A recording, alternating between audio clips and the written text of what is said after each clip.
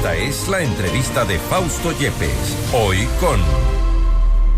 Estamos de este momento ya en contacto directamente con Perú, con el licenciado José Carlos Requena, analista político de Perú, para hablar sobre esto que ha ocurrido en estas últimas horas, la crisis social y política en Perú, una vez que el Congreso de este país ha destituido a Pedro Castillo y ha posesionado a Dina Boluarte como la vicepresidenta de Perú.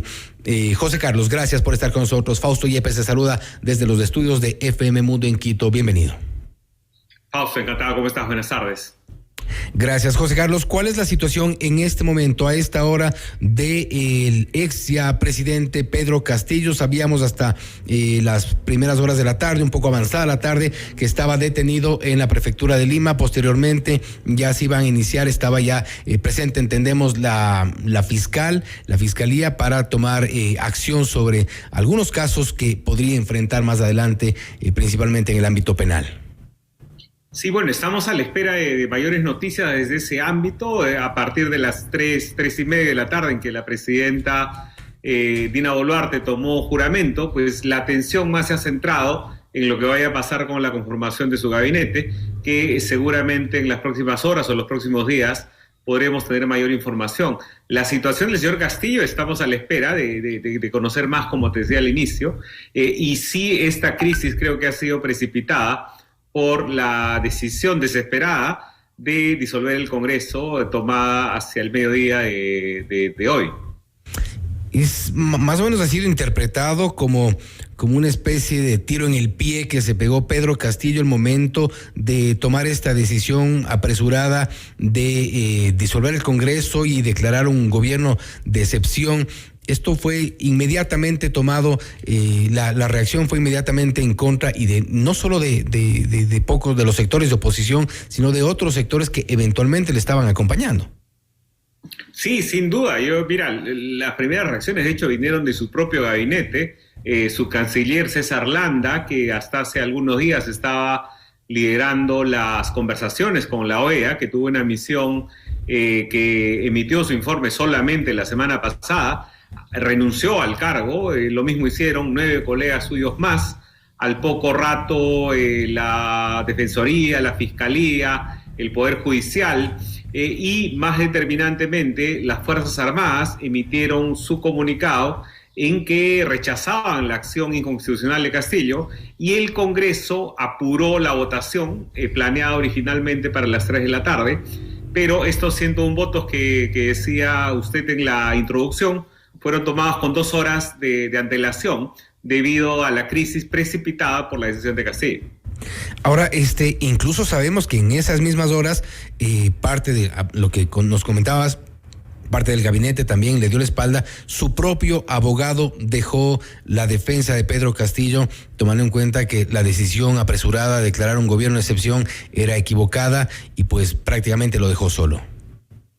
Sí, sin duda, creo que eso efectivamente fue otra de las noticias de la jornada, y sí, esta decisión precipitada, no habían los votos para removerlo, por lo menos en la contabilidad que habíamos hecho a inicios de la mañana. Seguramente las revelaciones que venían dándose en el frente de casos de corrupción terminaron de desesperarlo, y reaccionó, digamos, como un animal que se veía absolutamente arrinconado, ¿no?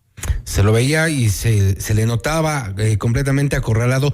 ¿Quiénes lo acompañaron en estos momentos en los que ya fue detenido en la prefectura de Lima? Bueno, por lo pronto las imágenes de los medios han mostrado al ex primer ministro Aníbal Torres, que también es un abogado procesalista, en cualquier caso un hombre de leyes que seguramente también fungirá de su defensa. Pero se rumoreaba que estaba su familia con él, no se ha tenido mayor información. En consecuencia, por lo pronto, es el señor Torres, ¿no? La situación política, bueno, ya es lo que estamos viendo, pero la situación legal cada vez se complica, no solo para Pedro Castillo, sino para varios de sus familiares que han estado involucrados en estos casos de corrupción. De hecho, la fiscal Patricia Benavides ha revelado que parte de la investigación ha encontrado indicios de que es cabecilla de una red responsable de los delitos de organización criminal, tráfico de influencias y colusión, en la cual están varios de sus familiares. Sí, sin duda, habían por lo menos 6 acusaciones sólidas Vamos a ver si ahora que Castillo pierda las inmunidades que tenía como presidente, los casos se aceleran, ¿no?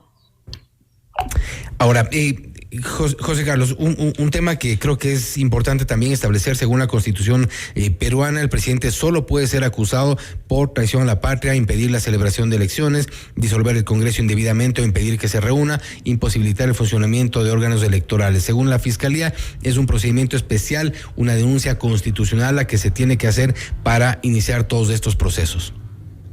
Sí, claro, esas inmunidades acompañaban a Castillo cuando era presidente. Yo entiendo que su situación ahora debería cambiar. De hecho, había un caso presentado por la Fiscalía que más bien acudía a la Convención Internacional Anticorrupción, que para, de alguna manera, prescindir de lo que te decía la Constitución es algo que despertó mucho debate entre abogados, en la comunidad jurídica, los penalistas apoyando este recurso y los constitucionalistas más bien diciendo que no era lo más conveniente por el complicado precedente que implicaría. En cualquier caso, la decisión de Castillo de alguna manera nos ha liberado de ese debate o de ese desenlace y hemos podido conducir la crisis por el cauce constitucional. Conociendo la realidad de la justicia en Perú, y me refiero a esto porque hay temas similares que han ocurrido en Ecuador, que ocurren, por ejemplo, ahora mismo en Argentina con la vicepresidenta Cristina Fernández, ¿crees tú que Pedro Castillo permanecerá detenido? ¿Se iniciarán procesos quizá de forma expedita para que se mantenga y se garantice la presencia de Castillo frente a los tribunales? Bueno, es lo que debería pasar, ¿no? Y creo que además su creciente aislamiento lo priva de tener algún sostén adicional. Yo te diría que es una situación mucho más vulnerable que la de sus predecesores. Castillo está solo. Efectivamente. Y con esto quiero terminar, José Carlos. Dina Boluarte tampoco es alguien que goce de una popularidad política, que goce de un apoyo político importante como para sostenerse, según han dicho algunos analistas en estas últimas horas, un poco ya a raíz de la posesión como presidenta.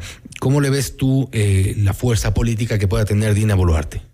Mira, va a depender mucho de sus decisiones, de las decisiones que tome y que sostenga en los primeros tiempos de su mandato, ¿no? Yo creo que si opta por rodearse de un gabinete sólido, con anclaje plural, y si además logra algún nivel de apoyo en el Congreso, pues creo que podrá sortear esas presiones. De otra manera, no le veo efectivamente mucho futuro. Partiendo no tiene tanto respaldo, pero puede construirlo en el camino y esperemos que eso sea lo que logre, ¿no? ¿Castillo continúa detenido en la prefectura de Lima? Sí. ¿Cuál sería el procedimiento de aquí en adelante?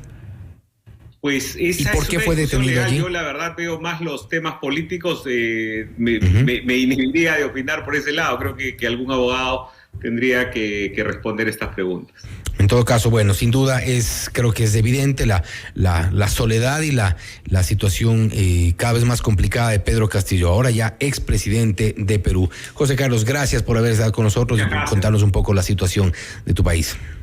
Gracias. Ha sido el licenciado José Carlos Requena, analista político de Perú, hablando sobre la destitución de el ya expresidente Pedro Castillo, la posesión de Dina Boluarte y pues confirmando lo que se ha dicho ya en estas últimas horas. Pedro Castillo prácticamente se ha quedado solo después de enfrentar esta arremetida por parte del Congreso. Con 101 votos se decidió la destitución del cargo y ahora mismo también gran parte de su gabinete, sus abogados defensores, lo han dejado solo una vez que se van de a poco confirmando algunas de las que antes eran sospechas, casos de corrupción que lo involucran a él y a su familia. Esto es Notimundo Estelar, siempre bien informados.